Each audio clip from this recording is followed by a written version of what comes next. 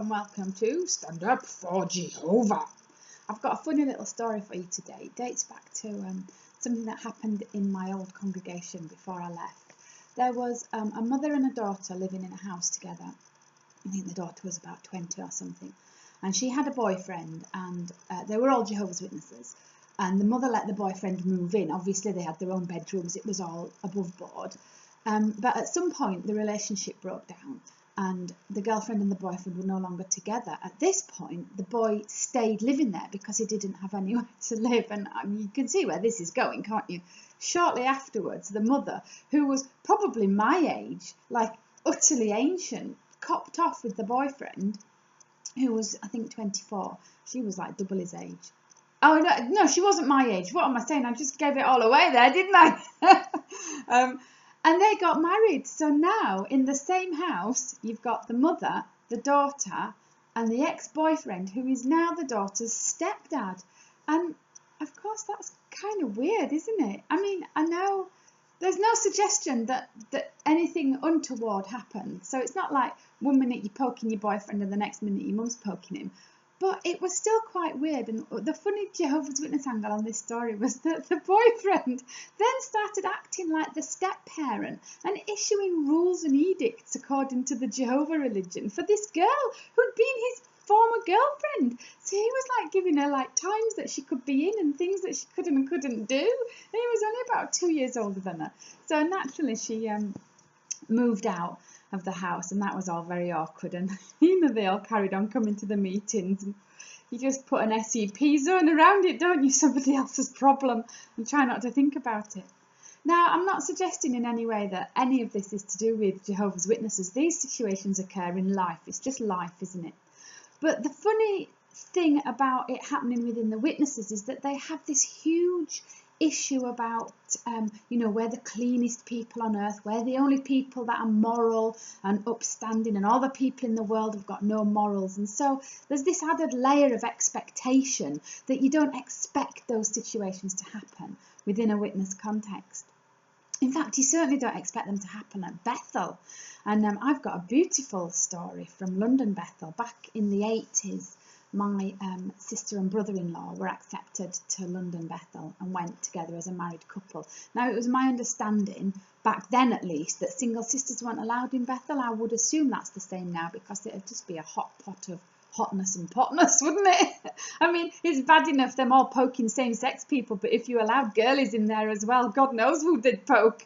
Anyway, this couple that were my relatives, they aren't now, went to Bethel, and they were there for several years. And then at some point, my brother-in-law started shepherding a sister, and he was shepherding her quite a lot. And it turned out that he shepherded her so much that he ran off with her.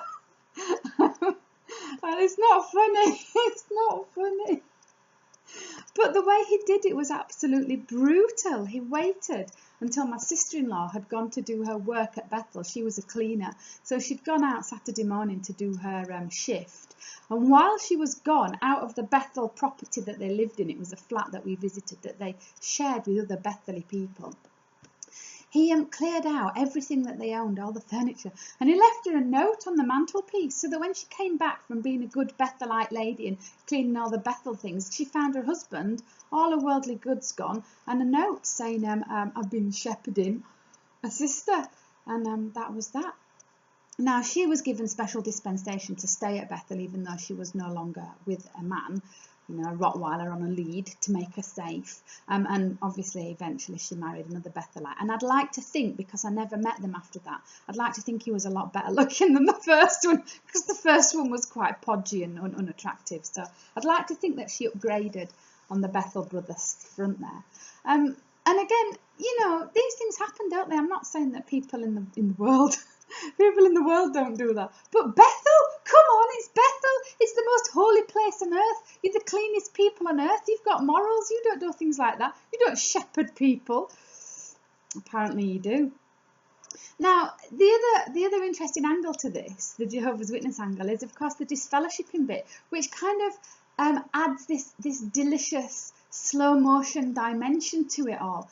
Because I believe that my brother-in-law was disfellowshipped, and then reinstated. And you can do this kind of a slow motion situation because of the disfellowshipping, where you get married and then you meet someone else and then you remarry, and everybody comes back to the meetings, don't they? We've all known that happen.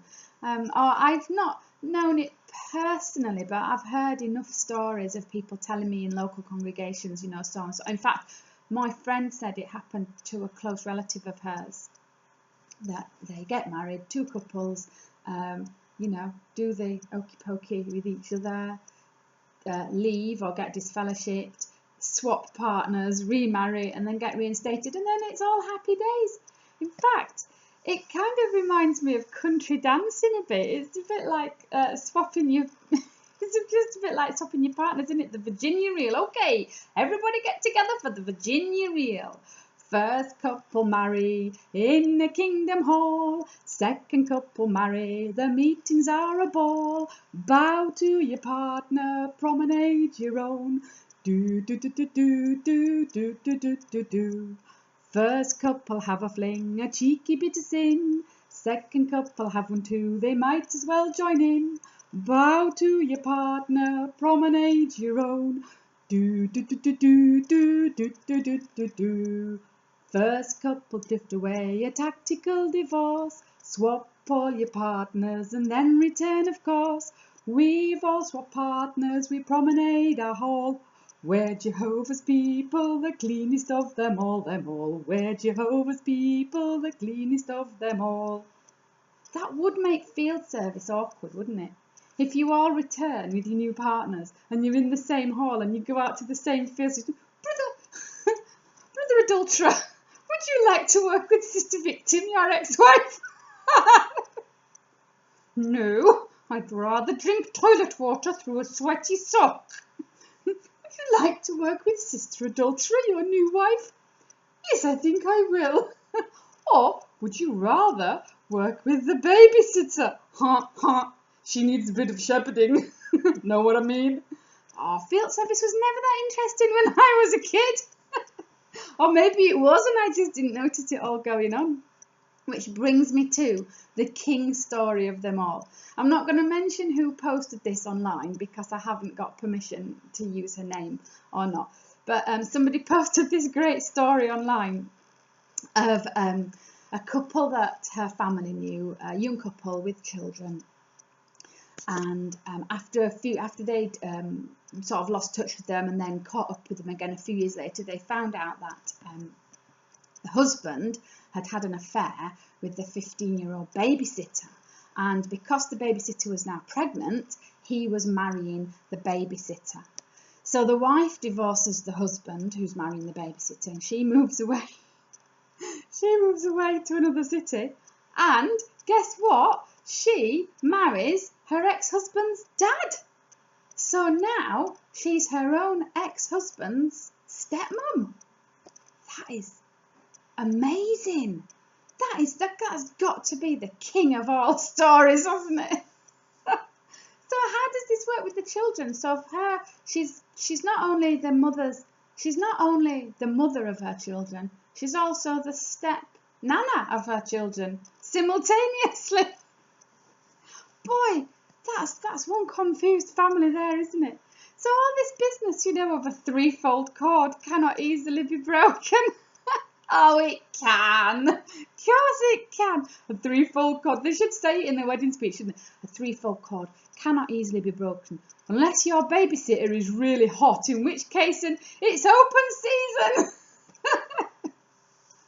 Oh dear, we're the cleanest people on earth. We disfellowship those naughty sinners and then let them back in when they've managed to work out who they really wanted to trap off with. Oh man. Life has never been as exciting in the outside world as what it was inside. I've never found people quite as imaginatively immoral as Jehovah's Witnesses. Bless them.